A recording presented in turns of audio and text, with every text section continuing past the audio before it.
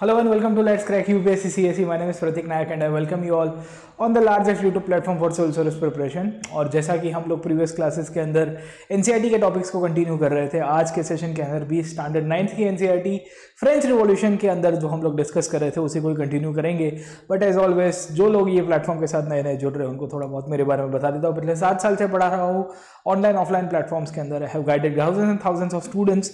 Mainly मेरा जो core subject है वो है हिस्ट्री आर्ट एंड कल्चर. वो भी मैं आपके साथ यहाँ पे लेट्स क्रैक यूपीएससी सीएसई के ऊपर एनसीईआरटी सेंट्रिक करा रहा हूँ.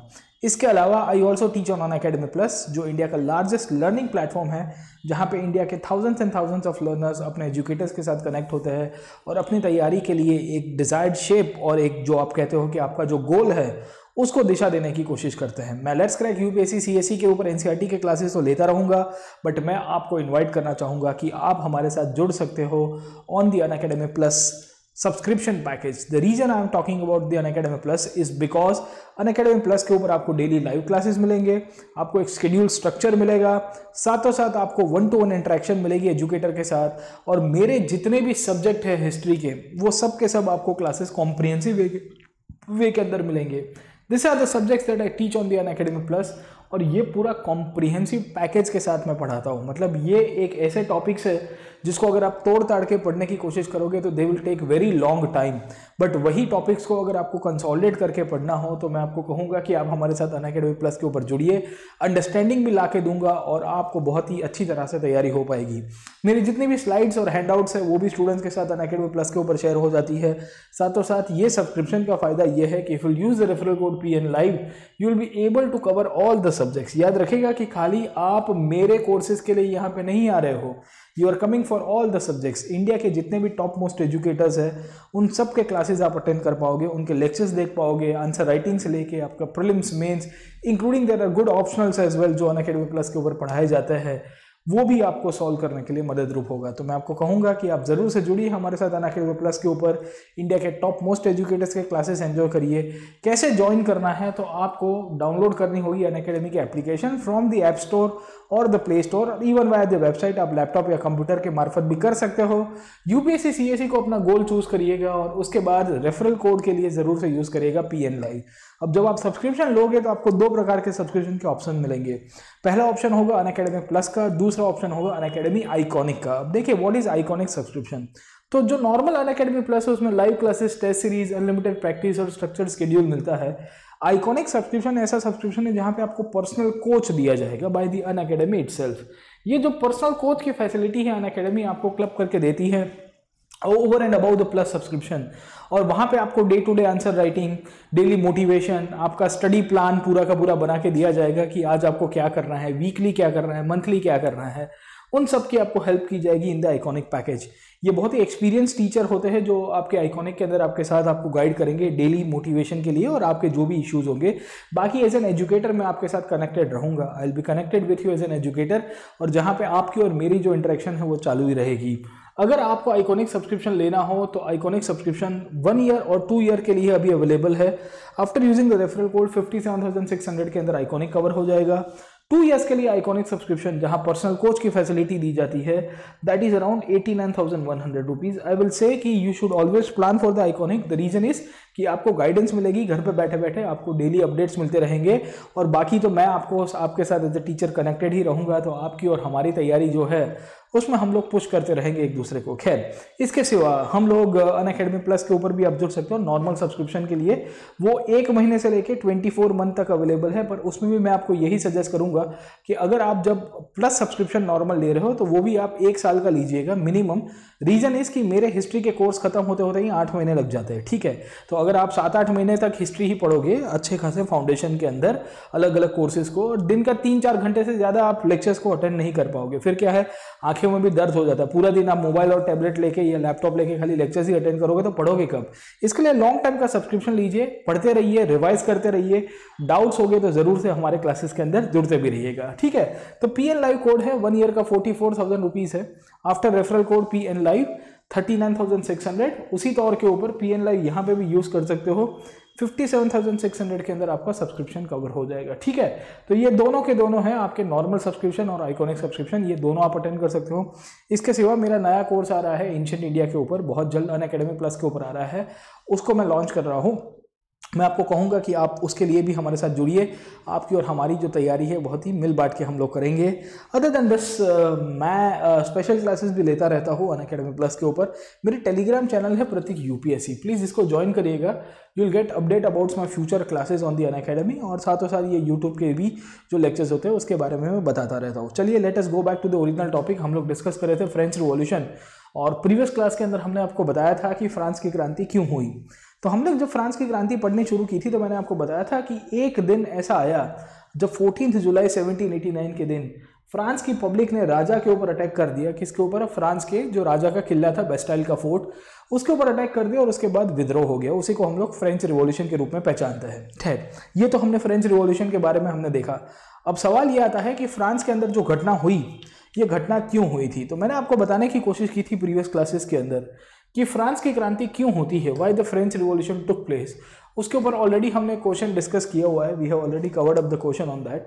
इसके साथ साथ रोल ऑफ फिलोसफर्स के ऊपर भी मैंने आपको बता दिया है कि फ्रांस के अंदर जब क्रांति हुई उसके बाद किन किन फिलोसफर्स का कंट्रीब्यूशन था, मिडिल क्लास का क्या कंट्रीब्यूशन था, पीजेंट्स ने क्यों रिवॉल्ट किया था, what were the reasons behind that, है ना। तो मैंने आपको फ्रांस की क्रांति के पीछे जो रीजंस थे, ये रीजंस को बहुत डिटेल वे के अंदर डिस्कस किया हुआ था, और मैंने आपको बताया था कि इसमें कुछ कुछ सोशल रीजंस थे, इकोनॉमिक रीजंस थे, पॉलिटिकल रीजंस थे, और अदर रीजंस। ये सब के सब रीजंस इकट्ठे होते हैं और उसके कारण फिर फ्रांस की क्रांति हुई। खैर, इसको सेपो के रूप में याद रखते हैं हम लोग। ठीक है, socio economic, political and other reasons, ये सब के सबको इकट्ठा कर दो तो सेपो नाम का एक बॉक्स बन जाएगा। ये बॉक्स के द्वारा आप फ्रांस की क्रांति को आराम से आप समझ पाओगे। खैर, जो लोग नए जुड़ रहे हैं उनको मैं कहूंगा कि आप पहला क्लास देखिए, पहले 2 क्लास, उसमें मैंने खाली रीजंस के बारे में डिस्कस किया है कि फ्रांस की क्रांति के पीछे के रीजंस क्या थे। अब देखिए, ये जो घटनाएं जो होती है फ्रांस के अंदर, all the events that took place in the France, ये उस दौरान आपकी ये हुई। अब उसके बाद मैंने आपको बताने की कोशिश की कि 1789 में जब क्रांति होती है, उसके बाद 1789 से लेके 1791 तक आते आते फ्रांस के अंदर इनफैक्ट कॉन्स्टिट्यूशन बनता है और France became a constitutional monarchy. मैंने आपको पिछले क्लास के अंदर बताया था कि फ्रांस के अंदर एक नई शासन पद्धति की शुरुआत हो गई, और फ्रांस शासन पद्धति के तहत क्या कन्वर्ट हो जाता है, ये ट्रांसफॉर्म्ड इनटू कॉन्स्टिट्यूशनल मोनार्की। तो मैंने आपको बताने की कोशिश की थी कि फ्रांस के अंदर कैसे संवैधानिक राजाशाही की शुरुआत हुई।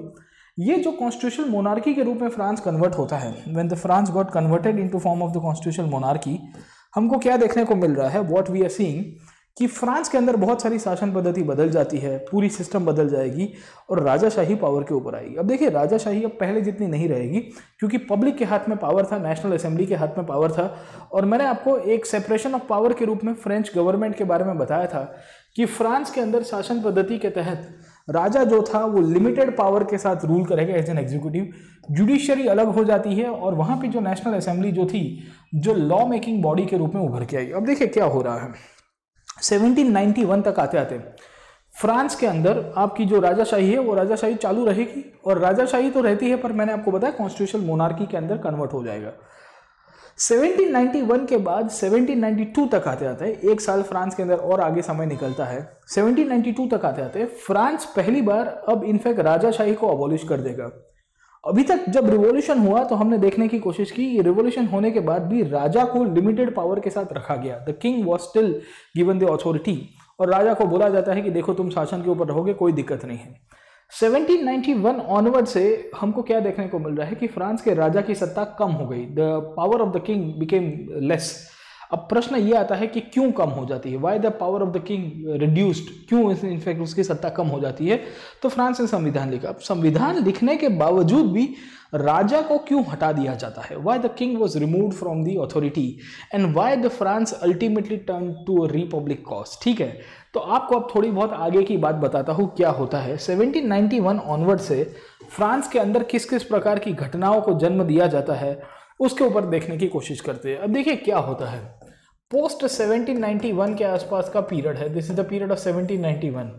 फ्रांस के अंदर जो पॉलिटिकल सिस्टम उभर के आई है, ये पॉलिटिकल सिस्टम के तहत मैंने आपको बताया है कि France became a constitutional monarchy. अब जब कॉन्स्टिट्यूशनल मोनार्की के रूप में फ्रांस कन्वर्ट हो गया, when France got converted into a constitutional monarchy, हमको क्या देखने को मिल रहा है, what we are seeing, we are seeing that the monarch जो है, फ्रांस के जो राजा जी है, वो राजा जी बेचारे नाराज चल रहे हैं। क्यों नाराज चल रहे हैं? क्योंकि राजा की पावर खत्म हो गई है, राजा की जो सत्ता है वो पूरी तरह से लिटरली अब वो पहले जितनी नहीं रही है। गेटिंग माय पॉइंट और नॉट? तो राजा सोच रहा था कि यार मुझे है ना अपना पावर को वापिस चढ़ना चाहिए, ठीक है, गेटिंग माय पॉइंट और नॉट, है ना। तो क्या होता है, तो राजा प्लान कर रहा है कि मुझे इनफैक्ट पावर वापिस चाहिए, मुझे इनफैक्ट है ना सत्ता वापिस चाहिए। समझे कि नहीं समझे? दूसरा क्या हुआ कि जब फ्रांस के अंदर कॉन्स्टिट्यूशन मोनार्की होती है तो इसकी इम्पैक्ट होती है, और इम्पैक्ट के रूप में हमको क्या देखने को मिलता है कि जो नेबरिंग किंगडम्स हुआ करते थे, कौन थे? जो नेबरिंग किंगडम्स हुआ करते थे, फ्रांस के आजू बाजू के जो रजवाड़े थे, उनको समझ में आ रहा था कि अगर फ्रांस में राजा का पावर कम हो गया तो देयर इज एवरी पॉसिबिलिटी कि हमारे यहाँ पे भी विद्रोह हो सकता है।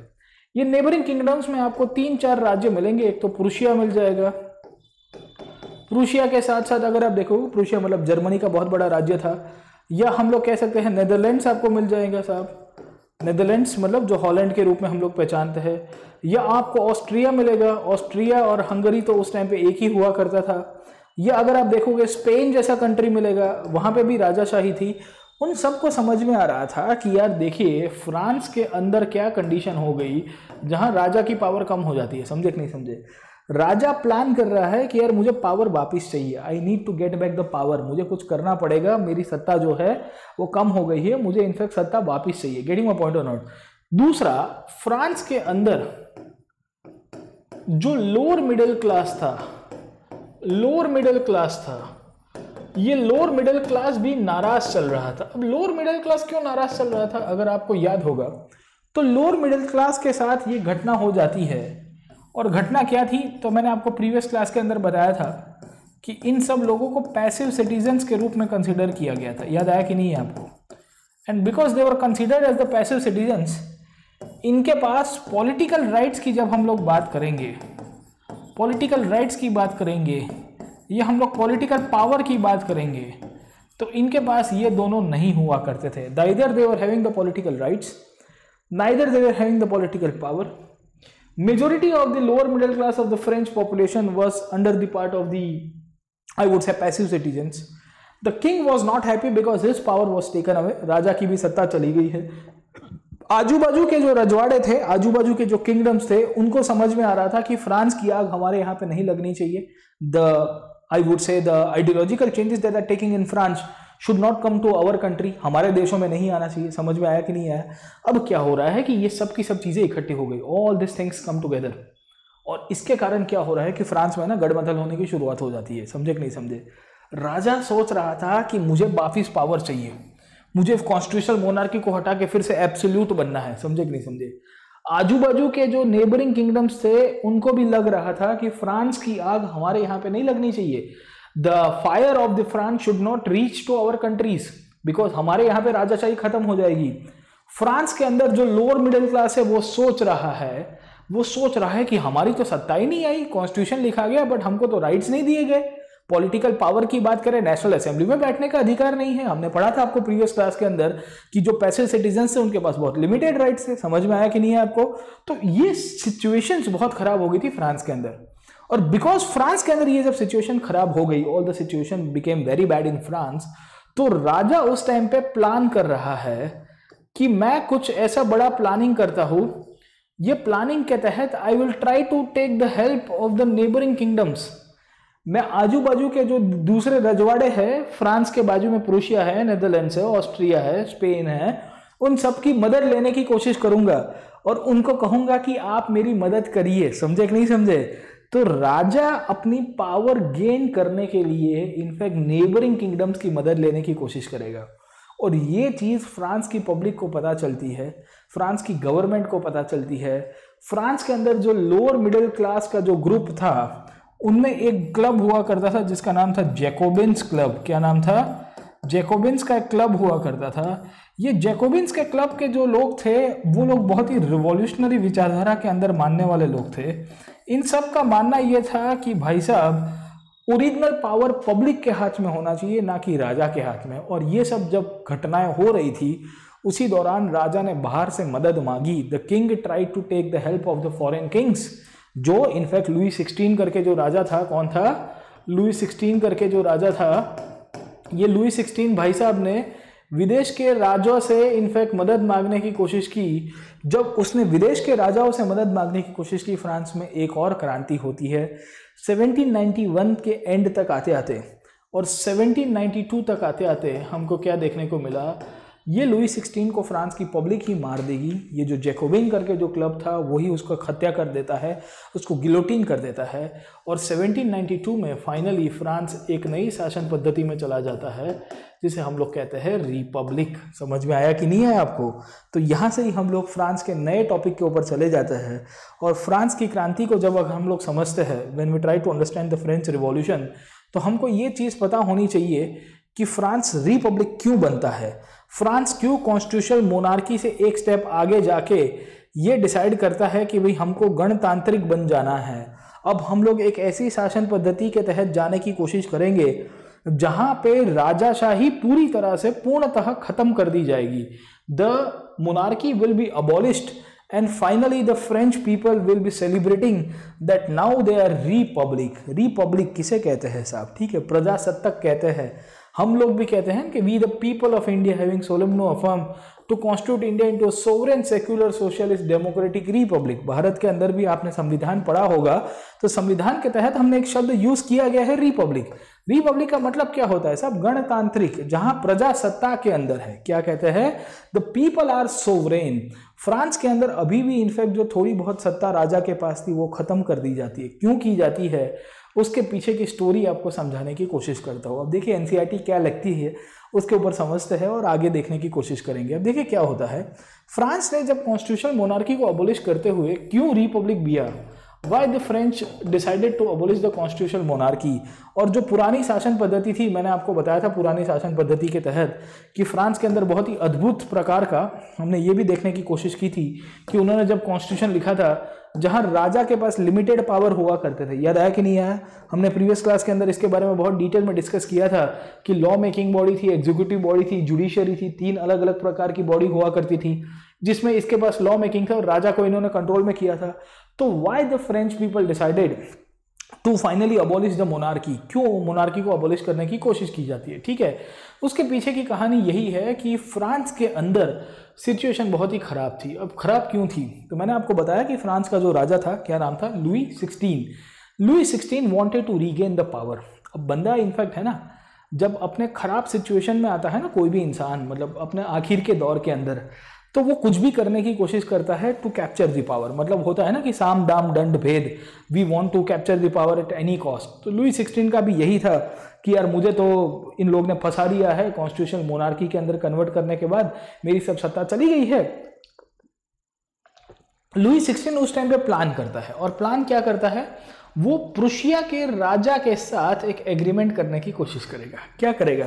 प्रुशिया के राजा को कहेगा कि देख भाई, मेरी तो हालत खराब हो चुकी है, तुम्हारी भी यही होने की शक्यता है।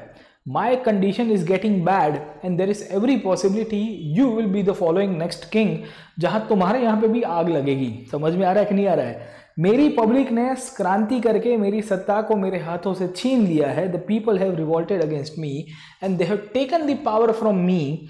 देर is every possibility your state will be targeted by your people. आपके ही राज्य के द्वारा या आपके ही लोगों के द्वारा आपके ऊपर आक्रमण किया जाएगा और तुम्हारी जो बची कुची सत्ता है वो भी चली जाएगी। इनफैक्ट फ्रांस के आजू बाजू में बहुत सारे लोग जो किंगडम है उनको भी लग रहा था कि ये सब घटनाएं हमारे यहाँ पे भी हो सकती है। तो क्या लिखता है NCERT? Rulers of the neighbouring countries to were worried by the developments in France and made plans to send troops to put down the events that had been taking place since the summer of 1789। है ना, summer of 69 गाना सुना है कि नहीं सुना साहब? तो समर ऑफ 1789 भी अलग है, समर ऑफ 69 तो अलग गाना है, ये तो मॉडर्न टाइम्स का है। पर समर ऑफ 1789 में फ्रांस ने पूरी जगह सब आग लगा दी थी। और फ्रांस ने पूरी जगह पे जब आग लगा दी थी, इसी के कारण हमको देखने को क्या मिल रहा है कि फ्रांस का जो राजा है, फ्रांस का राजा भी सत्ता कैप्चर करने की कोशिश कर रहा है। फ्रांस में आजू बाजू में जो किंगडम्स थे वो भी चाहते थे कि हम लोग सेना भेज के फ्रांस की क्रांति को दबाने की कोशिश करें। समझे कि नहीं समझे? ये सब घटनाएं नेशनल असेंबली को पता चलती है। नेशनल असेंबली रियलाइज्ड कि यार हमारे ऊपर विदेश के आक्रमण हो सकता है, हमारा राजा ही नालायक निकला है, जो हमारा राजा अपनी गद्दी बचाने के लिए और अपने पावर को रीगेन करने के लिए बाहर से लोगों को बुला रहा है। मतलब है ना, घर का भेदी लंका ढाए की बात है, समझे कि नहीं समझे साहब। हर बार आपको ये चीज़ मिलेगी कि जब कोई इंटरनली इंसान जो होता है वो फूट जाता है, जो बाहर के लोगों की मदद करेगा, और इसी के कारण आपके यहाँ पे जो शासन व्यवस्था है टूट जाती है। जैसे भारत के अंदर 1757 में मीर जाफर ने किया था। When the battle of Plassey took place, जब प्लासी की लड़ाई होती है तो मीर जाफर क्या करेगा? What will Mir Jafar do? Mir Jafar will try to take the help of Robert Clive, और क्लाइव के वहाँ पे जाके कोरे पेपर के ऊपर साइन करके आके ट्रीटी कर दिया कि चलिए भाई मैं तुम्हारी मदद करूंगा, हम लोग यहाँ सॉल्यूशन लाते हैं। और उसके बाद क्या हुआ, पूरा इतिहास बदल गया। यहाँ पे भी यही होने वाला था। France was supposed to be get attacked by two kings of the Prussia and Austria, but France के ऊपर अटैक हो उसके पहले नेशनल असेंबली, जो वहाँ की पब्लिक की असेंबली थी, वो जागरूक हो जाती है और बहुत सारे कॉमन मैन को मोटिवेट किया गया कि अब तुमको फाइट करना है अपने आप को, अब तुमको फाइट करना है राजा के सामने, अब तुमको फाइट करना है बाहर से जो विदेशी आक्रमण हो रहा है उसके सामने। और in this situation we see France के अंदर नेशनलिज्म की शुरुआत होती है 1791-92 के आसपास। विदेश से आक्रमण होने की संभावना थी, फ्रांस की पब्लिक मोटिवेट हो जाती है, लोगों ने वॉलंटियर कर दिया कि हम सेना में जुड़ेंगे और हम दिखाएंगे कि कौन हमारे ऊपर आक्रमण करके दिखाता है। एक साइड के ऊपर राजा की आर्मी थी, एक साइड के ऊपर प्रजा की आर्मी थी। राजा की आर्मी प्रूशिया ऑस्ट्रिया से अटैक करने का प्लान कर रही थी, यहाँ प्रजा खुद अपनी सेना बनाती है, और जब प्रजा खुद सेना बनाती है तो अच्छे अच्छे राजाओं की सेना भी है ना निष्फल हो जाती है, उसका जो आउटकम है वो बहुत ही डिजास्टर्स रहेगा। फ्रांस के अंदर भी यही होता है कि लोग मोटिवेट होते हैं, एक से एक गाने और एक से एक कविताएं लिखी जाती है, और जब कविताएं और गाने लिखी जाती है तो उसके बाद हमको देखने को मिलता है कि यहाँ से ही इनफैक्ट एक नेशनल एंथम की भी शुरुआत हो जाती है। ठीक है, so we see the Marseillaise is now the national anthem of France. जैसे हमारे यहाँ पे अमार सोनार बांग्ला या Vande Mataram became the popular slogan during the national movement, वैसे ही फ्रांस के अंदर हुआ और फ्रांस की पब्लिक मोटिवेट हुई। फ्रांस की पब्लिक मोटिवेट होने के कारण हमको देखने को मिलता है कि फ्रांस के यहाँ पे जो लोअर मिडिल क्लास था वो सब पार्टिसिपेट करने की कोशिश करेंगे। उन्होंने अपनी सेना वेना को रीऑर्गेनाइज कराने की कोशिश की, और धीरे धीरे धीरे धीरे धीरे हमको देखने को मिल रहा है कि जो कॉमन मैन को प्रॉब्लम हो रहे थे वो कॉमन मैन भी धीरे धीरे धीरे हमको इनफैक्ट यही रिवॉल्यूशंस के अंदर पार्टिसिपेट करने की कोशिश करेंगे। अब देखिए फ्रांस के अंदर दो तीन चीज़ें होती है। एक तो आर्मी को रीऑर्गेनाइज करा दिया गया, एक साइड के ऊपर आर्मी को रीऑर्गेनाइज किया गया, दूसरी साइड के ऊपर फ्रांस के अंदर हमको देखने को मिल रहा है कि जो लोअर मिडिल क्लास था, ये लोअर मिडिल क्लास का भी मूवमेंट चालू है। और लोअर मिडिल क्लास उस टाइम पे प्लान कर रहा है कि भाई देखिए हमको कुछ तूफानी करना पड़ेगा क्योंकि हमारे पास राइट्स नहीं है। अब देखो लोअर मिडिल क्लास की खासियत क्या थी।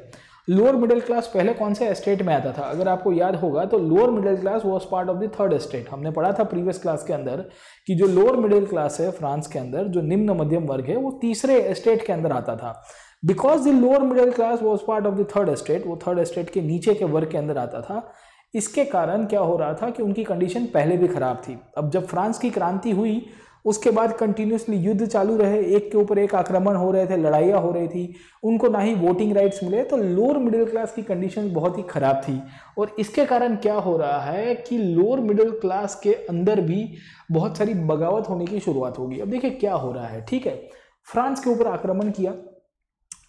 आक्रमण किया, आर्मी को रीऑर्गेनाइज करना पड़ा। आर्मी कहाँ से रीऑर्गेनाइज होगी, तो वही फ्रांस के जो कॉमन मैन थे, वहाँ के जो स्थानिक लोग थे, उन्होंने ही अपनी सेना इकट्ठी करके भेजी थी। They were the ones basically who develop their own army, और उसके बाद लड़ने के लिए गए। अब सिचुएशन क्या हो जाती है कि जो पुरुष थे वो सब लड़ने के लिए चले गए, औरतें थी, the women at that time we see कि in fact they were the only left over at homes. अब इन दिस सिचुएशन हमको ये देखने को मिला कि फ्रांस के अंदर इकोनॉमिक डिस्ट्रेस है, फ्रांस के अंदर पॉलिटिकल इश्यूज चल रहे थे। क्यों इश्यूज चल रहे थे, तो मैंने आपको बताया था कि फ्रांस में जो पुराना कॉन्स्टिट्यूशन लिखा गया है, first constitution after the revolution, that is the constitution of 1791, उसमें खाली अमीर लोगों को ही सत्ता दी है। हमने पढ़ा था कि नहीं पढ़ा था प्रीवियस क्लास के अंदर कि फ्रांस का जो कॉन्स्टिट्यूशन था जिसमें बहुत ही लिमिटेड लोगों के पास पॉलिटिकल पावर था, और इसी के कारण हमको यही देखने को मिला कि फ्रांस के अंदर जो लोअर मिडिल क्लास था वो लोअर मिडिल क्लास अपने आप को रीऑर्गेनाइज कराने की कोशिश करेगा। कैसे करेगा, तो उन्होंने अपने छोटे छोटे पॉलिटिकल क्लब्स बनाने की शुरुआत की। If you can see over here there were certain political clubs that were established. कुछ पॉलिटिकल क्लब्स को एस्टैब्लिश किया जाता है और ये जितने भी पॉलिटिकल क्लब्स थे इसके द्वारा इनफैक्ट इन्होंने गवर्नमेंट की पॉलिसीज को डिस्कस करना शुरू किया। इसी के द्वारा इन्होंने हाईलाइट कराने की कोशिश की कि हमारे साथ क्या भेदभाव हो रहा है। इन्हीं क्लब में से एक क्लब हुआ करता था जैकोबिन। समझ में आया कि नहीं आया? तो जैकोबिन करके जो क्लब है, जैकोबिन करके जो क्लब है, ये जैकोबिन क्लब की खासियत क्या है? What is the story of the Jacobin club? Getting my point? Jacobin club की खासियत ये है कि ये मूलभूत रूप से पब्लिक का एक फोरम था जहां पे पब्लिक अपने राइट्स को लेके कंसर्न थी आफ्टर द फ्रेंच रिवॉल्यूशन के यार हमको अधिकार ही नहीं दिए गए। ठीक है, अब ये जैकोबिन क्लब किसके नाम के ऊपर से लिखा गया? तो सेंट जैकोब करके कोई इनफैक्ट आपके पादरी थे, मिशनरी थे, क्रिश्चियन, उनके नाम के ऊपर से आपको ये मिलेगा। अब देखिए क्या क्या चीजें हो रही हैं इन दिस सिचुएशन। ठीक है, फ्रांस के अंदर लोग नाराज है। ये जैकोबिन क्लब इनफैक्ट जो था वो लोगों को मोटिवेट कर रहा है कि हमको कुछ तूफानी करना पड़ेगा। हम फ्रांस में क्रांति तो हो गई, पर क्रांति होने के बाद हमको सत्ता नहीं मिली है। We have not been given the power. समझे कि नहीं समझे? तो फ्रांस के अंदर बहुत बड़ी अराजकता थी। वुमेन के लेके जब बात करेंगे तो रिवॉल्यूशन होने के बाद क्या वुमेन को राइट्स मिले हैं? तो इनफैक्ट एनसीईआरटी यही कहती है कि no doubt the womens were active in their own period. ये पीरियड के अंदर वुमेन भी इनफैक्ट एक्टिव हुआ करती थी, बट इनको भी पॉलिटिकल राइट्स नहीं दिए जाते। हमने प्रीवियस क्लास के अंदर पढ़ाया था कि जब फ्रांस की क्रांति होती है, even after the French revolution took place, what do we see? हमको यही देखने को मिल रहा है कि फ्रांस के अंदर क्रांति होने के बावजूद भी, in spite of having a revolution in France, we find that the women were not given the voting rights। ठीक है, हमने पढ़ा था उनको पैसिव सिटीजन्स के रूप में कंसिडर किया गया था। तो ये जो समाज व्यवस्था और शासन व्यवस्था फ्रांस के अंदर उभर के आई थी आफ्टर द रिवॉल्यूशन, उसमें काफ़ी सारा डिस्क्रिमिनेशन चालू रहा। और ये सब डिस्क्रिमिनेशन चालू रहा, इसके कारण हमको क्या देखने को मिलता है कि आपका जैकोबिन करके जो क्लब है, उसने डिसाइड किया कि हम एक दूसरी क्रांति लाएंगे। मतलब आप समझने की कोशिश करो, फ्रांस उस टाइम पे है ना 3-4 लड़ाइयों से चल रहा था। समझे कि नहीं समझे? एक लड़ाई थी कॉन्स्टिट्यूशनल मोनार्की के अंतर्गत, एक लड़ाई थी, अगर आप देखोगे 1791-92 का जो फ्रांस था उसको समझा रहा हूं मैं। 1791-92 में कॉन्स्टिट्यूशनल मोनार्की को टिकाने के लिए या कॉन्स्टिट्यूशनल मोनार्की के अंदर इनफैक्ट प्रश्न उठ गए थे, क्योंकि राजा जो था वो अपने पावर को गेन करने की कोशिश कर रहा था। दूसरा, फ्रांस कंटिन्यूसली वॉर के ऊपर था उस टाइम पे, और प्रूशिया, ऑस्ट्रिया जैसे जो कंट्री है उसके ऊपर लड़ाई होने की शक्यता हो गई थी। तीसरा, हम लोग देखते हैं कि जो लोअर मिडिल क्लास है, ये लोअर मिडिल क्लास अपना पॉलिटिकल रिफॉर्म्स को, अपना पॉलिटिकल मूवमेंट को इनिशिएट कर रहा था, और ये चाहता था कि भाई हमारे हाथ में सत्ता आनी चाहिए। समझे कि नहीं समझे? तो एक साइड के ऊपर राजा चाहता है कि उसकी सत्ता वापस होनी चाहिए, एक साइड के ऊपर जो लोअर मिडिल क्लास है फ्रांस का, वो कह रहा है कि उसकी सत्ता वापस आनी चाहिए। समझे कि नहीं समझे? तो क्या हो रहा है, what is happening in this case, हमको यही देखने को मिल रहा है कि जो जैकोबिन करके जो क्लब है, जो लोअर मिडिल क्लास से बिलोंग करता है, ये Jacobin in fact less prosperous section से बिलोंग करता था। Because Jacobin belong to the less prosperous section of the population, जहां पे गरीब लोग थे, या आप देखोगे प्रिंटर्स थे, सर्वेंट्स हुआ करते थे, मजदूर लोग थे, या आर्टिजन्स हुआ करते थे, छोटे छोटे दुकानदार थे। इन सब का मानना था कि हमको तो राइट्स मिले ही नहीं है। रिवॉल्यूशन हो गया, नया कॉन्स्टिट्यूशन लिख दिया, पर भाई हमारा पावर कहाँ जाएगा? What will happen to our power? हमारी जो सत्ता है उसका क्या होगा? What will happen to our rights? ये जितनी भी घटनाएं हैं उन सब के पॉइंट्स को हाईलाइट कराने के लिए ये जैकोबिन के अंदर एक लीडर उभर के आएगा जिनका नाम था मैक्सिमिलियन रॉबिस्पेयर। ये रॉबिस्पेयर के रूप में पहचाना जाता है। ये जो मैक्सिमिलियन रॉबिस्पेयर करके जो इनफैक्ट लीडर था, उसने फ्रांस के लोअर मिडिल क्लास को मोटिवेट किया कि देखिए तुम्हारे हाथ में सत्ता नहीं आई है, भले फ्रांस कॉन्स्टिट्यूशनल मोनार्की बन गया, जब तक राजाशाही रहेगी तब तक फ्रांस के पब्लिक के हाथ में पावर नहीं होगा। समझे कि नहीं समझे? In spite of the revolution in France, the original authority in the France still not lied with the public. France में क्रांति होने के बावजूद भी पब्लिक के हाथ में तो कुछ नहीं मिला। अगर पब्लिक के हाथ में कुछ नहीं मिला, if the people does not have the power, तो उसका मतलब क्या है कि भाई अब कुछ तो करना पड़ेगा तूफानी। समझे कि नहीं समझे? So in this situation, ये जो जैकोबिन करके जो लोग हैं, इन्होंने इनफैक्ट अपने खुद का अपना ड्रेस कोड बना दिया। इन्होंने डिसाइड किया कि भाई हम है ना बड़ा सा लॉन्ग स्ट्राइप वाला ट्राउजर पहनेंगे सो दैट हम लोग को लोग पहचान पाए और हमको आइडेंटिफाई कर पाए कि देखो ये जैकोबिन ग्रुप का लोग है। ठीक है, तो अगर आप देख रहे हो, if you can see over here, ये जैकोबिन वाले लोग हैं। स्ट्राइप्स ट्राउजर इस प्रकार के पहना करते थे और ये स्ट्राइप ट्राउजर पहन के इनफैक्ट लोगों को समझाया करते थे कि देखिए हमारा क्या इंटेंशन है, समझे कि नहीं समझे। अब देखिए ये क्यों ऐसा करते थे, why the Jacobins used to wear this kind of basically clothes. तो जैकोबिन्स का मानना था कि हम कॉमन मैन से बिलोंग करते हैं और कॉमन मैन को नोबल्स जो अमीर लोग हैं उससे थोड़े बेहद डिफ्रेंशिएट करना आना चाहिए। और उस टाइम पे जो नोबल्स हुआ करते थे वो नी के ऊपर ब्रेसेस पहना करते थे, वो है ना कि पाँव तक अपने बूट्स पहना करते थे और उस तरह से इनफैक्ट उनके अपने अपने कपड़े अलग ही प्रकार के थे। ठीक है, तो जैकोबिन्स इस तरह से इनफैक्ट अपने आप को प्रूव कराते हैं कि देखिए कि हम ये ब्रेसेस से छुटकारा दिलाएंगे आपको। ब्रेसेस समझ में आता है ना एक प्रकार का, ठीक है। सो हम लोग आपको ये ब्रेसेस से छुटकारा दिलाएंगे, we will give you some kind of freedom from the knee breeches at that time. ठीक है, ब्रेसेस कहाँ, ब्रिचेस। तो इस तरह से हम लोग को देखने को मिल रहा है कि जैकोबिन्स जो है, जैकोबिन्स अपने आप को कहते हैं कि we will not wear any kind of knee breeches which are being worn by the upper classes and the elite classes, और हम कॉमन मैन के कपड़े पहनेंगे। जैसे आप समझिए कि गांधी जी ने भारत के अंदर आके क्या पहना था, वाई गांधी स्टार्टेड वेयरिंग, वो है ना कि धोती कुर्ता पहनते हैं और फिर उसके बाद तो वो है फकीर के जैसे कपड़े पहनेंगे, क्योंकि गांधी को पता था कि इंडिया की जो मेजोरिटी ऑफ पॉपुलेशन है, majority of population in the country is wearing this kind of cloth only. Bharat के अंदर भी यही है ना साहब, भारत की भी यही खासियत है कि जो बहुमती वर्ग है भारतीय शासन पद्धति का, या भारत के अंदर हम लोग जब बात करते हैं जो कॉमन मैन की कंडीशंस की बात करेंगे, तो कॉमन मैन की कंडीशंस तो बहुत ख़राब थी साहब भारत के अंदर, क्योंकि भारत का जो कॉमन मैन था उसके पास ना ही कपड़े थे।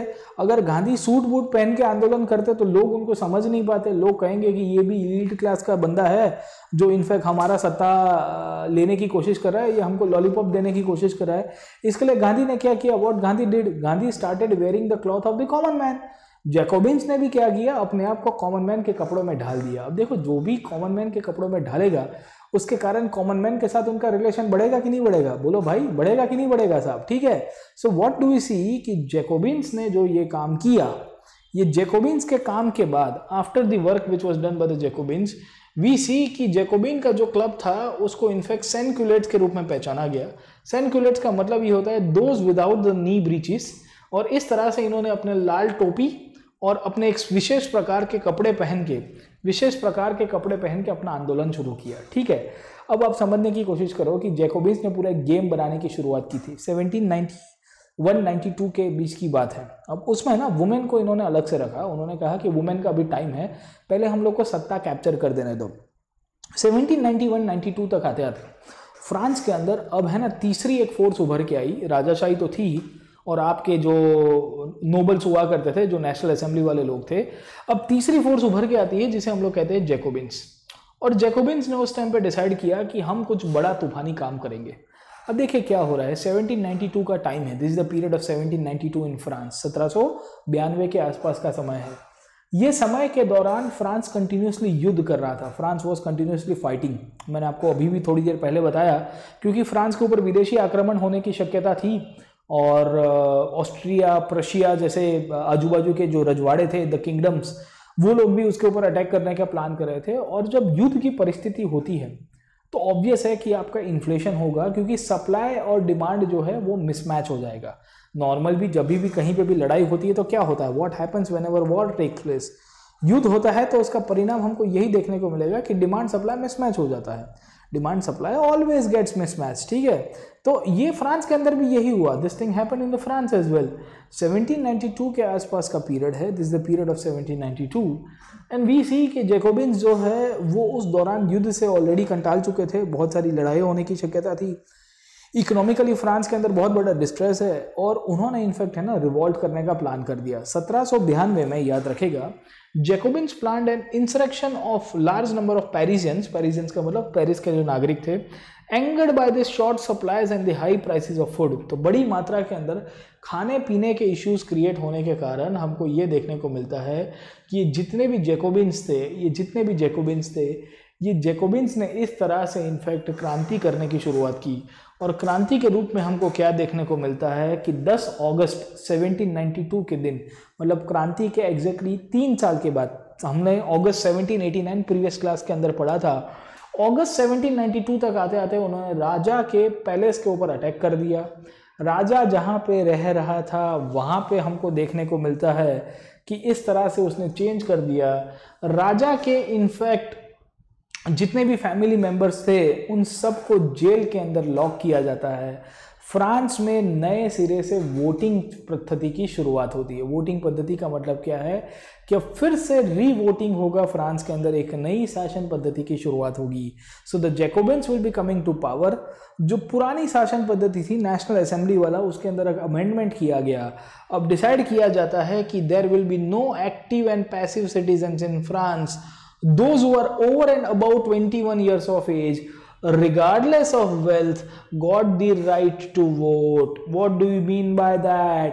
That means that the old constitution which talked about 25 years of age, मैंने आपको पढ़ाया था कि नहीं पढ़ाया था प्रीवियस क्लास के अंदर, अगर आपको याद होगा तो मैंने आपको समझाया था कि फ्रांस के अंदर जब पहली बार क्रांति होती है तो राइट टू वोट बहुत ही लिमिटेड लोगों को दिया गया था। याद आया कि नहीं है आपको? और मैंने आपको बताया था कि कुछ कुछ सिटीजन्स को एक्टिव सिटीजन्स दिखा गया था, इनके पास राइट टू वोट था। जो पैसिव सिटीजन्स थे इनके पास राइट टू वोट नहीं था। और ज़्यादातर लोग जो 25 साल के कम उम्र के हैं या जिनके पास टैक्सेशन पावर नहीं, मतलब टैक्स देने का अधिकार नहीं था, या इकोनॉमिकली गुड सोसाइटी से बिलोंग नहीं करते थे, तो इनके पास वोटिंग राइट नहीं हुआ करता था। 1792 के बाद हमको क्या देखने को मिलता है? What do we find from the year 1792 onward? 1792 onward से हमको क्या देखने को मिला कि जितने भी जैकोबिन्स थे इन्होंने क्रांति कर दी, रॉयल फैमिली को जेल में बंद कर दिया जाता है और नया कॉन्स्टिट्यूशन अमेंडमेंट के साथ एक नई शासन पद्धति की शुरुआत की जाती है। उन्होंने इनफैक्ट राइट टू वोट दिए। नेशनल असेंबली जो फ्रांस के अंदर हुआ करती थी, क्या होती थी? नेशनल असेंबली जो फ्रांस के अंदर बनती थी। कब बनती थी नेशनल असेंबली? नेशनल असेंबली बनने की शुरुआत हुई थी साहब, अगर आपको याद होगा, 1789 में। ये नेशनल असेंबली को फाइनली अबॉलिश कर दिया जाता है और एक नई इनफैक्ट असेंबली बनती है जिसका नाम है कन्वेंशन। क्या बनता है साहब? कन्वेंशन। अब फ्रांस एक नई शासन पद्धति में आ गया है and we find in the year 1792 a new assembly was established। ये जो नई असेंबली है इसको कन्वेंशन के रूप में पहचाना गया है। ठीक है, तो अब हमको समझ में आता है कि फ्रांस में क्रांति के बाद प्रतिक्रांति शुरू हो गई है। Revolutions and counter revolutions have continued in France. Revolutions और काउंटर रिवॉल्यूशंस कंटिन्यू हुए, इसी के कारण हमको ये घटना देखने को मिली। On 21 September 1792 it abolish the monarchy. उन्होंने 1792 के सितंबर महीने में राजाशाही को नाबूद किया और फ्रांस पहली बार रिपब्लिक बन जाता है। याद रखेगा, France became the first time Republic in the year 1792। Actually आप जब किताबों में पढ़ोगे तो आपको किताब के अंदर मिलेगा first Republic, second Republic, third Republic, इस प्रकार के अलग अलग प्रकार के रिपब्लिक दिए गए हैं फ्रांस के अंदर। ठीक है, फर्स्ट रिपब्लिक, सेकंड रिपब्लिक क्यों? क्योंकि थोड़ी थोड़ी देर में फ्रांस के अंदर जब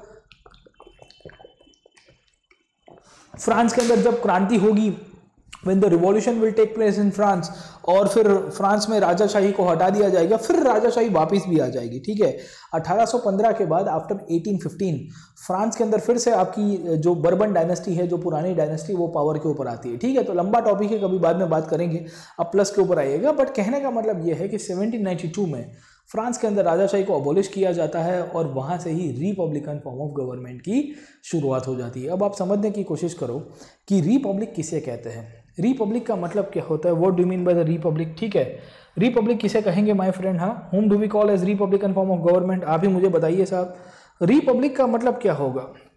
रिपब्लिक का मतलब ये होगा साहब कि जो हेड ऑफ द स्टेट है, कंट्री का जो हेड है, he is suppose to be elected by the people. समझ में आया कि नहीं आया?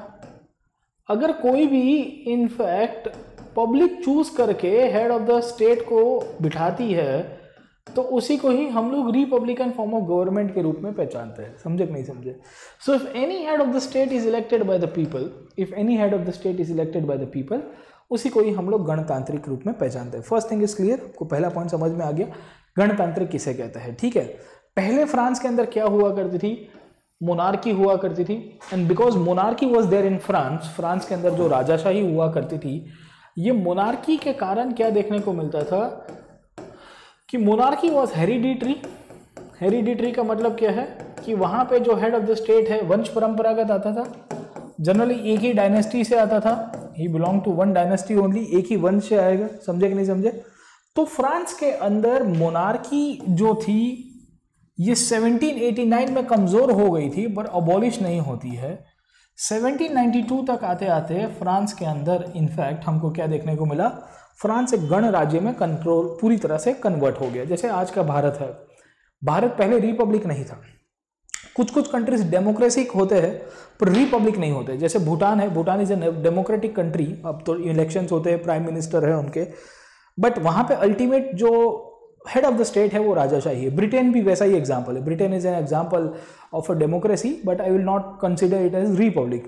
या डेनमार्क हो गया, स्वीडन, ये हो गया, क्या कहते हैं, नेदरलैंड्स हो गए, ये सब कंट्रीज में भी यही आपको सिस्टम मिलेगी साहब। स्पेन के अंदर भी आपको मिलता है साहब, ठीक है, राजा वाजा अभी भी आपको दिख जाएंगे। चलिए ठीक है, so what do we see कि फ्रांस के अंदर जब हम लोग देखने की कोशिश करते हैं तो फ्रांस में जो राजाशाही थी, राजाशाही को पूरी तरह से अबॉलिश कर दिया गया, और राजाशाही को अबॉलिश करने के द्वारा हमको ये जानकारी मिली कि रिपब्लिकन फॉर्म ऑफ गवर्नमेंट बनती है, जहाँ पे हेड ऑफ द गवर्नमेंट और हेड ऑफ द स्टेट जो है अब कोई मोनार्की के रूप में नहीं रहेगा। ठीक है, अब आप समझने की कोशिश करो कि इन दिस सिचुएशन हमको देखने को मिलता है कि फ्रांस के राजा की सत्ता चली गई। अब फ्रांस के राजा की सत्ता चली गई, और मैंने आपको बताया था कि फ्रांस का राजा ऑलरेडी नाराज था कि नहीं था। ये राजा बोल रहा था कि मुझे अपना पावर वापस चाहिए, I want to get back the power one more time, मुझे अपनी सत्ता वापस चाहिए। अब राजा की सत्ता तो मिली नहीं, the Raja did not got the power, ऊपर से जो बची कुची सत्ता थी वो भी ले ली, समझे कि नहीं समझे। अब राजा की सत्ता चली गई, राजा ने क्या किया, राजा ने प्लान कर दिया। और प्लान क्या किया साहब, ठीक है, उसने इनवाइट किया इन सब राजाओं को, कहा कि लोहा गर्म है, मार दो हथौड़ा, मैं चाहता हूं कि आप फ्रांस के अंदर आओ, मुझे फिर से राजा बनाओ, और ये जो रिवॉल्यूशनरी फोर्सेस पावर के ऊपर आए हैं जैकोबिन्स, उनको खत्म कर दो। ठीक है, राजा ने इनवाइट करने के लिए एक पूरी की पूरी कॉन्स्पिरेसी रची। The king was planning a conspiracy to invite the foreign kingdoms to attack over France, because his power was taken away finally, and because his power was taken away, Louis 16 try to hatch a conspiracy. France की जो नई सरकार थी, किसकी सरकार थी, Jacobins की सरकार थी, उनको पता चलता है कि हमारा राजा क्रांति प्लान कर रहा है हमारे सामने ही। The king is planning a conspiracy, and under this conspiracy the king is planning that a foreign invasion should be done on France so that the king is liberated from the control of the Jacobins and once again he can control the power. France की सरकार को पता चला, France की सरकार ने in fact राजा को एक कोर्ट ऑफ इंक्वायरी के तहत खड़ा किया और उसके ऊपर ट्रीजन के चार्जेस लगाए जाते हैं। ट्रीजन का मतलब क्या होता है साहब, गद्दारी। ठीक है, you try to betray your own people, you try to betray your own government. तुमको शांतिप्रिय रूप से रहने दिया गया होता फ्रांस के अंदर, बट तुमने इनफैक्ट बाहर के लोगों को इनवाइट करने की कोशिश की, इसी के कारण उसको वहाँ पे इनफैक्ट गिलोटीन कर दिया जाता है। गिलोटीन समझ में आता है आपको? ठीक है, तो पहले के टाइम के अंदर फांसी नहीं दी जाती थी, he was executed at the Palace de la Concorde, एक जो जगह है पेरिस के अंदर ही, वहाँ पे उसको मार दिया जाता है, इंक्लूडिंग इसकी जो वाइफ हुआ करती थी क्वीन मैरी एंटोनेटी। मैंने आपको प्रीवियस क्लास के अंदर बताया था कि ये वही लेडी थी जिसने क्रांति के पीछे बहुत बड़ा रोल प्ले किया है, क्योंकि पेरिस के अंदर जब लोग ब्रेड के लिए फांफे मार रहे थे, when they were fighting to get a bread of piece, तो वो इनफैक्ट ये क्वीन मैरी एंटोनिटी उस टाइम पे आके कहती है कि अगर इनके पास ब्रेड नहीं है तो इनको केक खाने दिया जाए। ठीक है, तो ये ऐसे ही पगले लोग हुआ करते थे वहाँ के राजाशाही वाले, जिनको पब्लिक को क्या हार्डशिप फेस होती है उनको समझ में नहीं आ रहा था, और इसके कारण दोनों को गिलोटीन कर दिया जाता है। ठीक है, so in this situation we find they were executed और इनको गिलोटीन कर दिया जाता है। गिलोटीन समझ में आता है? गिलोटीन नहीं समझ में आता है साहब? ठीक है, गिलोटीन आपने देखा होगा, तलवार पड़ती है साहब यहाँ धार के ऊपर, है ना, तो आपको यूं करके रखना पड़ता है और ऊपर से तलवार पड़ेगी, गला और आपका बॉडी अलग हो जाएगा, तो थोड़ी देर दर्द होता है, फिर तो क्या है, रात गई बात गई। चलिए ठीक है, so both the Kings and his family members were executed by the French people, और यहाँ से 1792 से फ्रांस की क्रांति एक नए फेज में चलेगी, फ्रांस की क्रांति एक नए फेज में चलेगी, and from the year 1792 onwards we see that the Jacobins will be coming to power. 1792 के सितंबर महीने से ये रेन ऑफ टेरर की शुरुआत होती है। ठीक है, अब what is rain of terror और कैसे नेपोलियन पावर के ऊपर आया, उन सब पॉइंट्स के ऊपर थोड़ा बहुत डिस्कस करेंगे और समझने की कोशिश करेंगे कि फ्रांस की क्रांति में अब आगे क्या होगा, what further things will happen in the France, और फ्रांस की क्रांति आगे कैसे चलती है, उन सब पॉइंट्स के ऊपर अब डिस्कस करते हैं। अब समझने की कोशिश करो क्या हो रहा है। पहला पॉइंट ये हो रहा है कि मोनार्की खत्म हो गई, रिपब्लिकन गवर्नमेंट बनती है। ये रिपब्लिकन गवर्नमेंट को हम लोग क्या कहते हैं, कन्वेंशन, क्या कहेंगे, कन्वेंशन।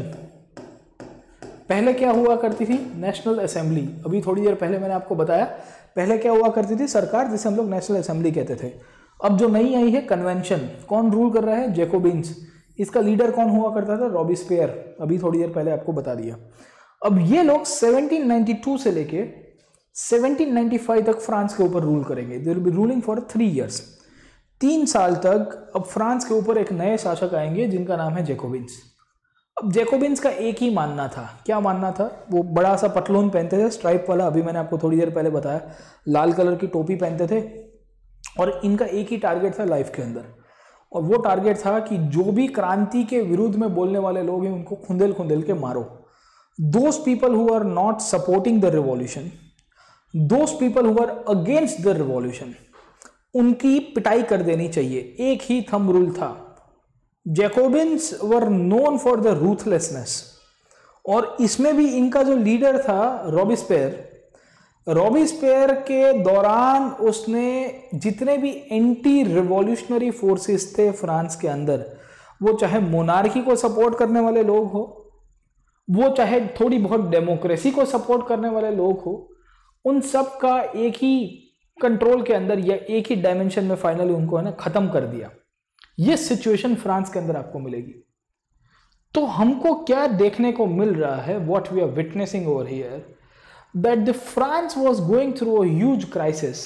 ये क्राइसिस के रूप में मैंने आपको बताया कि ये जो जैकोबिन करके जो फोर्सेस है, ये जैकोबिन्स जो थे इनफैक्ट ये पावर के ऊपर आने के बाद बहुत रूथलेस बन जाते हैं, और यहां से ही आपकी जो फ्रांस है, ये फ्रांस के अंदर एक नई शासन पद्धति जब आएगी जो कन्वेंशन के रूप में पहचानते हैं, क्या कहते हैं, कन्वेंशन के रूप में पहचानते हैं, जिन्होंने इनफैक्ट गवर्नमेंट तो बना दी थी, बट ये गवर्नमेंट के अंदर जैकोबिन करके जो क्लब हुआ करता था, ये जैकोबिन के लोग मेजोरिटी में थे, और इनफैक्ट इन्होंने इतना कत्लेआम किया फ्रांस के अंदर, इसके लिए इसको रीन ऑफ टेरर के रूप में भी पहचाना गया। एक ऐसा समय जहां पे जितना मोनार्की के दौरान आपका कत्लेआम नहीं होगा, उससे ज्यादा आपको इनफैक्ट ये रीन ऑफ टेरर के दौरान कत्लेआम मिलेगा। ठीक है, तो अब हम लोग थर्ड फेज के अंदर चले जाते हैं और आपको समझाने की कोशिश करूंगा कि फ्रांस रिपब्लिक बनता है,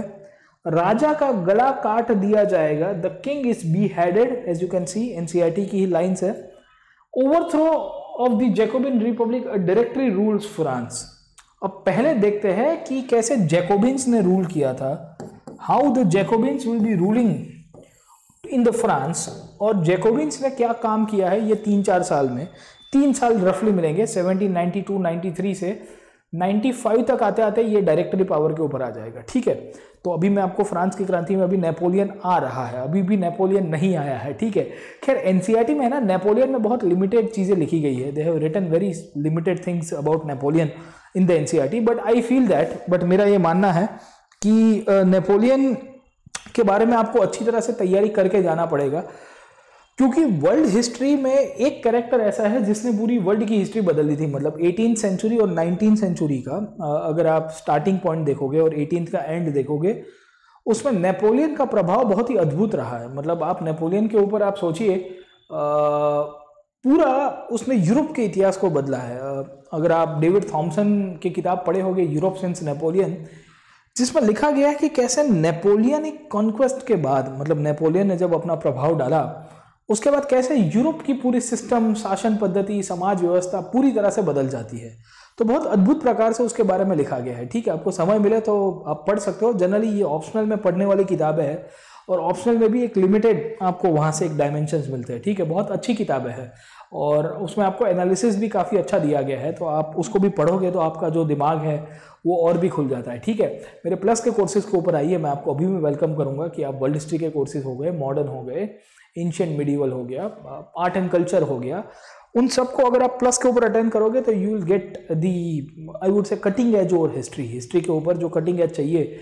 और जो लेंदी टाइम लगता है, बच्चों को लगता है कि सर सिलेबस ही ख़त्म नहीं होता हिस्ट्री का, उसको मैं कंसोलिडेट करके 1-1.5 महीने के अंदर बहुत इफेक्टिवली करा के दूंगा। चलिए ठीक है, let me come back to this point. मैं आपको क्या बता रहा था, मैं आपको जैकोबिन्स के बारे में बता रहा था। I was discussing about how the Jacobins will come to power.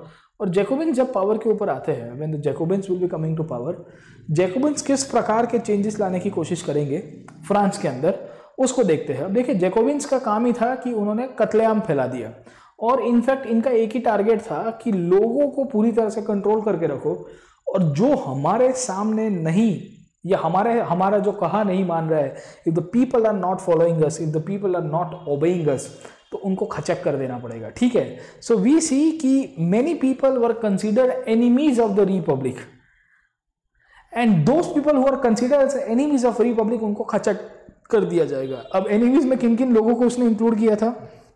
That include the x nobles, जो पुराने राजा के कोर्ट में बैठा करते थे, जागीरदार एंड जमींदार जो है ना, बड़े बड़े लैंडलॉर्ड्स हुआ करते थे। क्लर्जी का मतलब क्या है? पादरी। ठीक है, जो चर्च के लोग थे वो भी इनफैक्ट रिपब्लिक के दुश्मन कहलाए जाएंगे। Member of the other political parties, और फ्रांस में दूसरी भी पॉलिटिकल पार्टीज बन रही थी, बोले नहीं आप भी सब गद्दार लोग हो। Even member of his own party who did not agree with his methods were arrested, imprisoned, and then tried by a revolutionary tribunal. If the court found them guilty, they were guillotined. मैंने आपको अभी थोड़ी देर पहले बताया guillotine कैसे करते हैं साहब। तो आपको एक मशीन के ऊपर खड़ा कर दिया जाता है, ये मशीन कुछ ऐसा होता है एक्चुअली, और मशीन के ऊपर खड़ा करने के बाद आपकी जो शक्ल होती है या आपका जो मुंह होता है वो यहाँ पे प्लेस किया जाता है, और फिर ऊपर से तलवार गिरती है। You will find a big sword जो आपके, तो जब जैसे ही इसके ऊपर गिरेगी तो आपका जो बॉडी है यहाँ से टूट जाएगा, तो आपका गला जो है, जो आपका जो इतना जो पोर्शन है, हेड का पोर्शन है, वो कट के बाहर गिर जाएगा। ठीक है, इसको गिलोटिन करना कहते हैं साहब। तो फ्रांस के अंदर ये रॉबिस्पियर के दौरान 2 साल के अंदर करीबन 50,000 से ज्यादा लोगों को इसने गिलोटिन कर दिया साहब। ये कंडीशन फ्रांस की थी। This was the situation of France. More than 50,000 people were guillotine in France. ये क्यों हुआ? Why this thing took place? हाँ, इसके पीछे करने का कारण क्या था साहब? क्योंकि राजा था, राजा ने कह दिया मेरा वचन ही शासन है। अब राजा इनफैक्ट रॉबिस्पियर बन गया है। वो कहता है कि मैं डेमोक्रेटिक हूं, मैं रिपब्लिक, जो फ्रांस की जो रिपब्लिकन फॉर्म ऑफ गवर्नमेंट है उसको चला रहा हूं, बट मेरे सामने कोई बोलना नहीं चाहिए। राजा के पूर्व प्रतिनिधि जो क्लर्जी क्लास से थे, मतलब जो पादरी लोग थे, रिलीजन से बिलोंग करते थे, उनको भी मारा, अपने पॉलिटिकल अपोनेंट्स को भी मारा। अरे उसकी पार्टी के अंदर, जैकोबिन के अंदर भी कुछ लोग थे जिनकी वैचारिक रूप से मतभेद थे।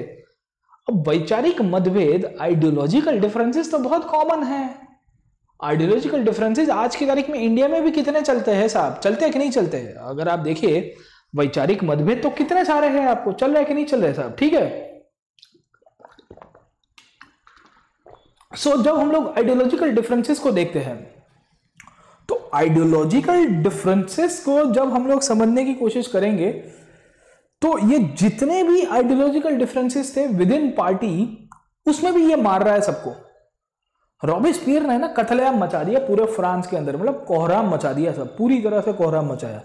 इतना भारी कोहराम मचाया, अगर इनफैक्ट कोई भी इंसान जिसके ऊपर थोड़ा भी इन लोग को शक जाता था कि ये हमारे सामने पड़ सकता है, इसको कोर्ट के अंदर खड़ा किया जाता था। अब कोर्ट उनके घर की थी, क्योंकि अब पहले के जितना सेपरेशन ऑफ पावर नहीं रखा गया। जैकोबिन्स ने आके फिर से एब्सोल्यूटिज्म की तरफ फ्रांस को लेके जाने की कोशिश की। नेशनल असेंबली तो थोड़ा भी चेक्स एंड बैलेंस वाला था। नेशनल असेंबली जो फ्रांस की पुरानी सरकार थी आफ्टर द रिवॉल्यूशन, जब कॉन्स्टिट्यूशनल मोनार्की हुआ करता था, जैकोबिन्स ने बचा कुचा वो भी खत्म कर दिया, और जो भी इनफैक्ट इंसान पकड़ा जाता उसको गिलोटिन कर दिया जाता था। गिलोटिन क्या होता है? मैंने आपको बताया, गला काटने की टेक्निक होती है। Guillotine is a device consisting of 2 poles and a blade with which a person is beheaded. तो मैंने आपको बताया कि उसके अंदर कैसी सिस्टम होती है। तो 2 बड़े खंभे होते हैं, बीच में आपको सर रखने की एक टेक्निक या एक प्लेटफॉर्म दिया जाएगा, और फिर उसके बाद आपको अपना सर यहाँ पे रखना है और आपकी जो लोअर बॉडी है वो नीचे रहेगी, समझे कि नहीं समझे। और फिर उसके बाद ऊपर से तलवार गिरेगी साहब, आपका है ना गला कट जाएगा। Getting a point. It was named after doctor Guillotin who invented it. ठीक है, तो ये गिलोटिन करके एक डॉक्टर था, इसके द्वारा इन्वेंट किया गया था। बाय द वे, इंडिया के पार्लियामेंट के अंदर भी एक प्रोसेस होता है गिलोटिन करना। जब कोई बिल पास कर रहे होते हैं और जब डिस्कशन चल रहा होता है और डिस्कशन के बाद जब वोटिंग के ऊपर कंक्लूड करना होता है बिल को, तो एट टाइम्स ये बिल को गिलोटिन कर दिया जाता है। आपने ये शब्द देखा है कि नहीं देखा? इंडिया के कॉन्स्टिट्यूशन में बताया गया कि what is guillotine as per the Indian constitution, ये इंडियन पार्लियामेंट्री सिस्टम। भारत की जो संसदीय प्रक्रिया है उसमें गिलोटिन करने की जो पद्धति है, ये शब्द क्यों यूज किया गया, व्हाई दिस इज यूज, ये आपका होमवर्क है, मुझे कमेंट सेक्शन के अंदर चाहिए। ठीक है, आप में से बहुत सारे लोग कमेंट सेक्शन के अंदर मैं कभी कभी जब क्वेश्चन दे रहा हूँ तो आप लिखते हो, मुझे काफ़ी अच्छा लगता है। आई फील इट गुड कि आप इनफैक्ट इसके अंदर मेंशन करते हो। एंड वी ऑल्सो अप्रिशिएट कि आप पार्टिसिपेट करते हो। उसका मतलब ये है कि आप एक्टिव रहते हो। आई रिक्वेस्ट कि आपसे एक ही रिक्वेस्ट होगी कि आप और भी स्टूडेंट्स को ये लेक्चर शेयर करिए। मैं आपको ये क्यों बता रहा हूँ, क्योंकि मैं आपको जो समझा रहा हूँ ऑल दिस टॉपिक, ये आपका फाउंडेशन है। और फाउंडेशन को जितना आप मजबूत करोगे उतनी ही आपकी बिल्डिंग बहुत ही स्ट्रांग होगी साहब।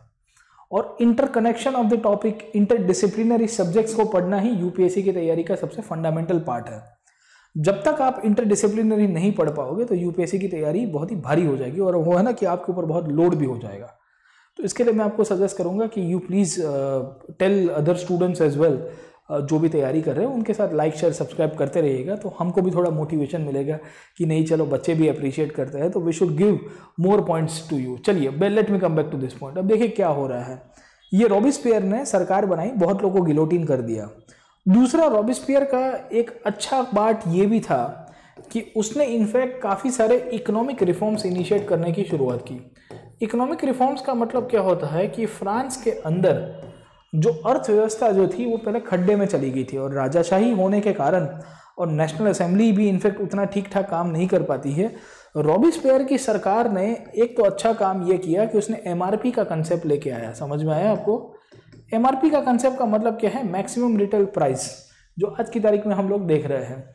यही चीज़ के ऊपर चाणक्य ने भी अपनी किताब के अंदर अर्थशास्त्र में लिखा था। यही चीज़ के ऊपर अलाउद्दीन खिलजी भी मार्केट रिफॉर्म्स के तहत अपने भावों को निर्धारित कर देगा। इनफैक्ट रॉबिस्पियर वहाँ तक देखता है कि खाने पीने की चीज़ों को राशन करना पड़ेगा। अगर हमने राशन नहीं किया तो क्या होगा? डिमांड सप्लाई का मिसमैच हो जाएगा। कुछ लोग इनफैक्ट है ना स्टॉकिंग करेंगे, होर्डिंग करने की कोशिश करेंगे, और स्टॉकिंग और होर्डिंग करने के बाद क्या होगा? What will happen sir? This is every possibility कि उसके कारण प्राइजेस बढ़ने की शक्यता होगी। तो रॉबिस्पियर ने इकोनॉमिक रिफॉर्म्स भी किए। ही मेड श्योर कि आई will be doing the economic reforms. He also made sure कि उसने इनफैक्ट प्राइजेस को कंट्रोल किए, इंक्लूडिंग पीजेंट्स जो है उनको कहा जाता है कि भाई आप अपना जो भी अनाज है वो शहरों में बेचोगे और उसके लिए इनफैक्ट सरकार आपको एक फिक्स प्राइस भी दे देगी। मतलब क्या है? एमएसपी जैसा कंसेप्ट भी रॉबिस्पियर लेके आता है और वो किसानों के लिए कहता है कि देखिए मैं आपको मिनिमम सपोर्ट प्राइस दूंगा, आप ग्रामीण बाजारों से शहरों के अंदर अपना जो सामान है वो सब बेचा करिए। अब इससे फायदा क्या होगा? What will be the advantage for the peasant को एक एडवांटेज ये होगा कि ग्रामीण लेवल के ऊपर या ग्रामीण मार्केट में उसको ज़्यादा दाम ना मिले। दूसरा, यहाँ पे उसको फिक्स्ड एक दाम मिल जाएगा और गवर्नमेंट ने उसको अश्योरेंस दिया हुआ है। ठीक है, तो ये सब सिचुएशन में हम लोग जब फ्रांस की बात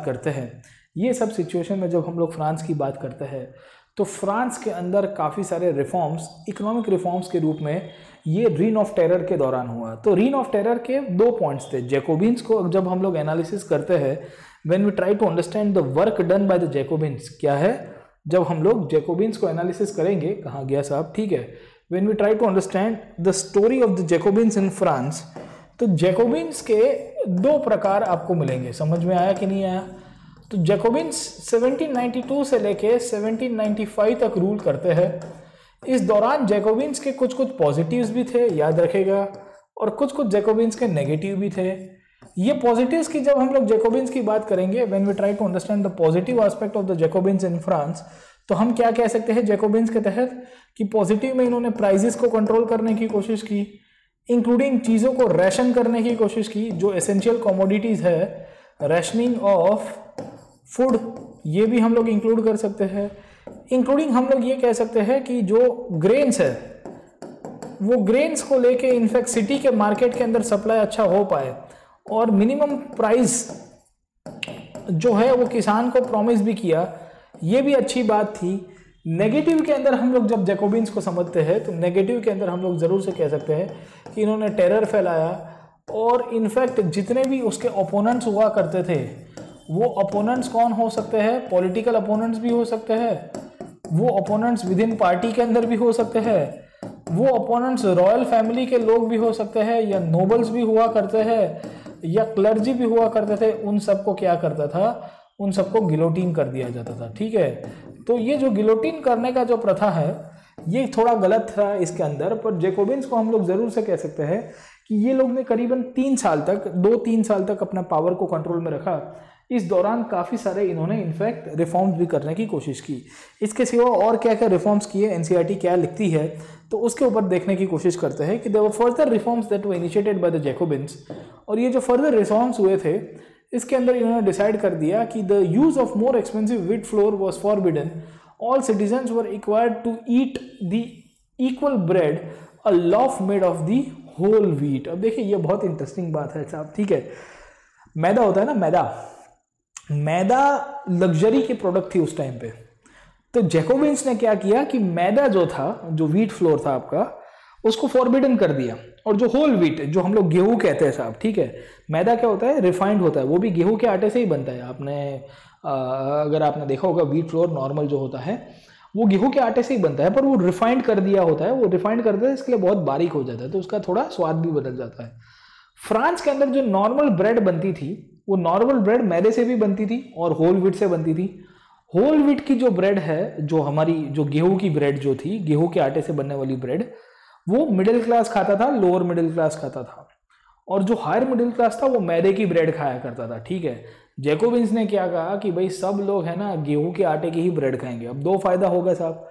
पहला फायदा क्या होगा कि व्हीट फ्लोर है तो पचने में थोड़ी आसानी होती है। ठीक है, गेटिंग माय पॉइंट। इसके सिवा दूसरा फायदा क्या होगा? What will be the second advantage? Prices में फ्लक्चुएशन नहीं आएगा, सब इक्वल हो जाएंगे। ठीक है, तो इस प्रकार से हमने समझने की कोशिश की है कि जैकोबिन्स जो थे वो सब जगह के ऊपर इक्वालिटी लाने की कोशिश करते हैं। वो कोई भी प्रकार के भेदभाव को नहीं स्वीकारते थे। इसके लिए इन्होंने खाने पीने में भी भेदभाव लाने की कोशिश की, इंक्लूडिंग इन्होंने डिसाइड किया कि जो स्पीच एंड एड्रेस जो है, स्पीच एंड एड्रेस का मतलब क्या है कि फ्रांस के अंदर जो इलीट क्लास के लोग थे उनको एक अलग नाम का टाइटल दिया जाता था। जैसे भारत के अंदर भी आपने देखा होगा, when the British were ruling over India, when the British were ruling over India, ये ब्रिटिश शासकों के दौरान भारत के जो बहुत सारे प्रिंसली स्टेट्स थे, जो किंगडम्स थे, इनको अलग अलग प्रकार के टाइटल दिए जाते थे। पता है कि नहीं पता आपको? ये जो अलग अलग प्रकार के टाइटल दिए जाते थे, अलग अलग प्रकार के उनको स्लोगन्स दिए जाते थे, वो सब इनफैक्ट हमने जब कॉन्स्टिट्यूशन अनेक्ट किया तो आर्टिकल 18 के द्वारा उसको फाइनली हमने क्या कर दिया कि अबॉलिश कर दिया, अबॉलिशन ऑफ टाइटल्स। जैकोबिन्स जब आए फ्रांस के अंदर तो इन्होंने भी डिसाइड किया कि जो ट्रेडिशनल सर और मैडम का जो टाइटल दिया जाता था, सर के लिए टाइटल था मॉन्स्यूर और मैडम के लिए मदाम कहा करते थे फ्रेंच वुमेन के लिए, उनके लिए अब खाली एक ही टाइटल है, वो है सिटियोन एंड सिटियोनी। मतलब क्या है कि सिटीजन, सादी भाषा में मैन और वुमेन के लिए जो अलग अलग इनफैक्ट मिस्टर, मिसेस, मिस का जो टाइटल लगता था वो भी इन्होंने ख़त्म कर दिया और कहा कि सब बराबर, everyone is equal for the Jacobins. ठीक है, कोई भी प्रकार का भेदभाव नहीं होगा। अब आप कंपेयर करिए, यू ट्राई टू कंपेयर, आप कंपेयर करिए कि फ्रांस के अंदर जो नेशनल असेंबली की जो गवर्नमेंट थी, ये नेशनल असेंबली ने किस प्रकार के राइट्स लोगों को दिए थे, समझे कि नहीं समझे? और उसके बाद जब जैकोबिन्स पावर के ऊपर आए, प्रीवियस क्लास के अंदर हमने नेशनल असेंबली की बात की है, और जैकोबिन्स किस प्रकार के राइट्स की बात करता है। ठीक है, you please try to do a comparative analysis, and ये कंपैरेटिव एनालिसिस में देखिए कि national assembly that captured the power in the year 1789 and that continued to rule up till the year 1791. इन्होंने किस प्रकार के इनफैक्ट राइट्स दिए थे? Declaration of the rights of the man and citizen. Jacobins की बात करते हैं तो ये जैकोबिन्स ने ये 2-3 साल के अंदर किस प्रकार के अधिकार दिए। अब दोनों का कंपैरेटिव एनालिसिस करिएगा। मैं आपको क्यों कंपैरेटिव एनालिसिस करवा रहा हूं, तो कंपैरेटिव एनालिसिस करवाने के पीछे का कारण यही है कि एनसीईआरटी के अंदर एक बहुत ही इंटरेस्टिंगली आपको ये दिया हुआ है क्वेश्चन, और अगर आप ये क्वेश्चन को देख रहे हो, if you can see this question, तो लिखा गया है compare the political rights with the constitution of 1791 give to the citizens with article 1 and 6 of the declaration. Are the two documents consistent? Do the two documents convey the same idea? ये दोनों के दोनों अलग है ना, 1791 का अलग है और फिर दूसरा अभी हमने पढ़ा है वो अलग है, ठीक है। तो आप कंपेयर करिएगा, ठीक है, please try to do the comparison.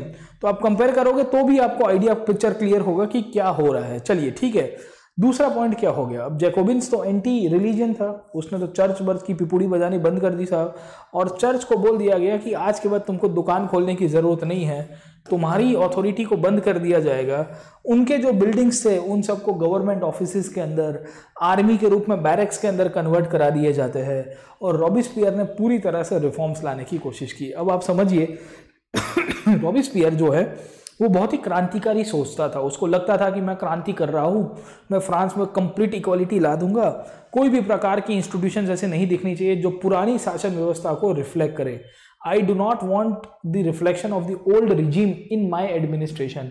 और इसी के कारण रॉबिस्पियर जो है, ये रॉबिस्पियर इनफैक्ट बहुत ही हार्श और बहुत ही, मैं कहूँगा, रूथलेस वे में अपनी पॉलिसीज को इम्प्लीमेंट कराता था। अब देखिए, समझने की कोशिश करिए कि जब आप कोई भी चीज के ऊपर जब अति करते हो, तो अति करने का मतलब क्या है? एक्सेस करने की कोशिश करते हो। Whenever you try to implement certain policies in a very excessive way, this is bound to get reaction.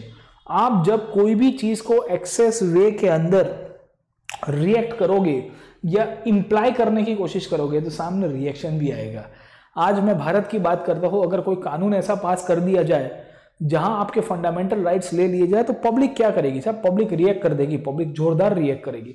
पर अब धीरे धीरे धीरे करके आप लोगों को समझाओ। अब जैसे अभी लॉकडाउन था, आपने देखा होगा, ये in fact because of the corona crisis, lockdown होने के कारण बहुत सारे लोगों के अधिकार चले गए थे, जैसे right to movement, right to, क्या कहते हैं, right to profession and all this things, क्योंकि लोगों को घूमना बंद करना जरूरी था। It was necessary that the people का जो मूवमेंट हो रहा है उसको रोका जाए साहब, ठीक है। और उस दौरान बहुत लोग ने कहा ये गलत हो रहा है, पर फिर भी पीपल वर सपोर्टिंग देम।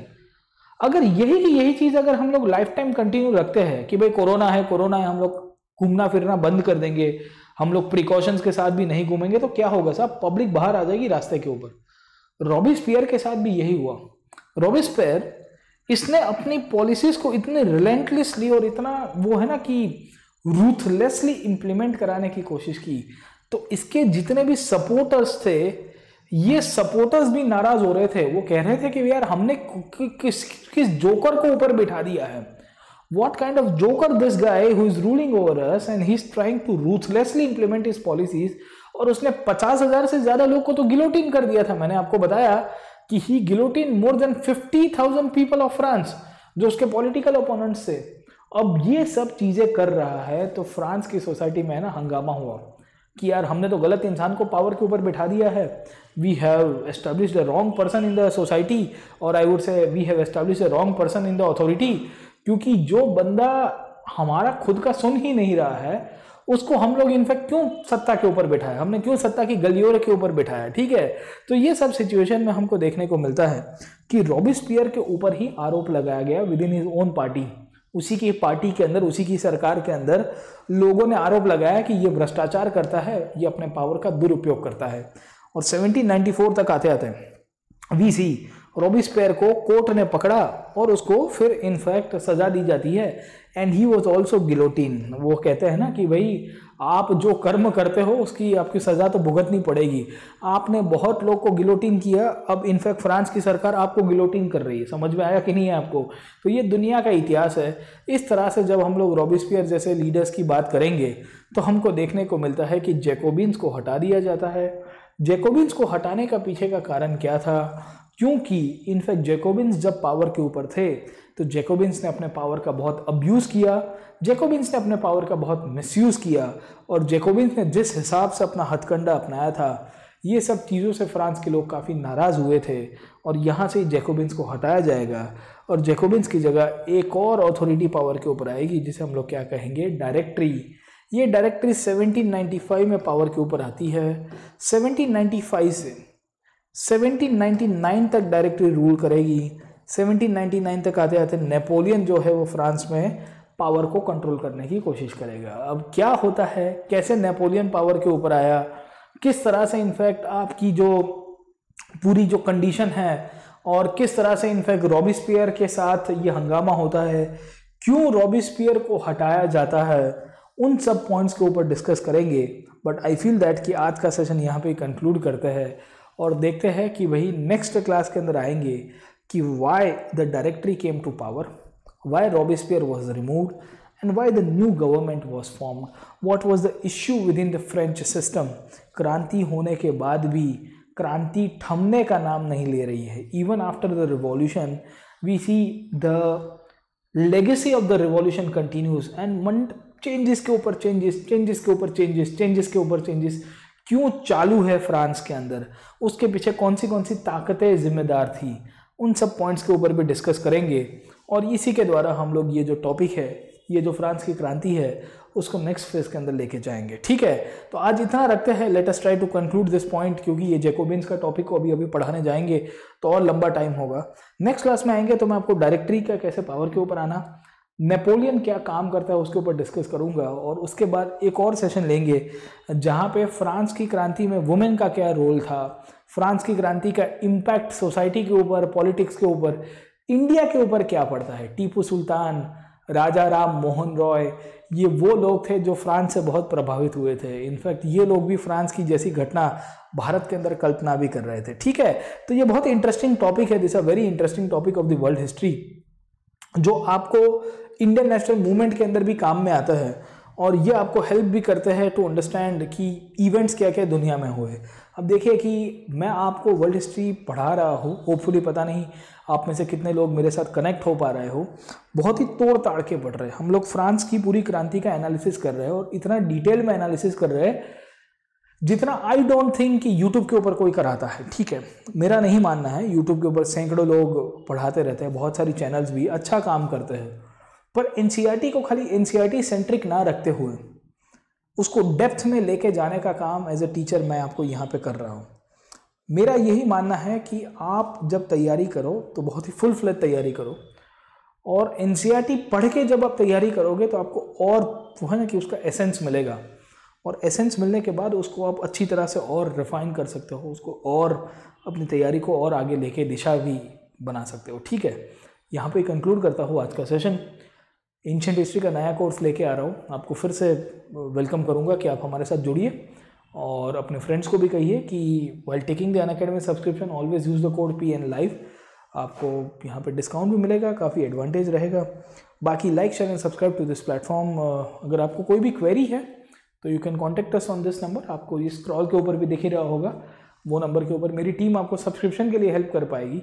बाकी टेक्निकल अगर कोई हेल्प चाहिए एकेडमिक रिलेटेड, तो आप जब प्लेटफॉर्म के ऊपर आओगे तो लाइव क्लासेस के ऊपर ही मैं स्टूडेंट्स के साथ इंटरेक्ट कर देता हूँ।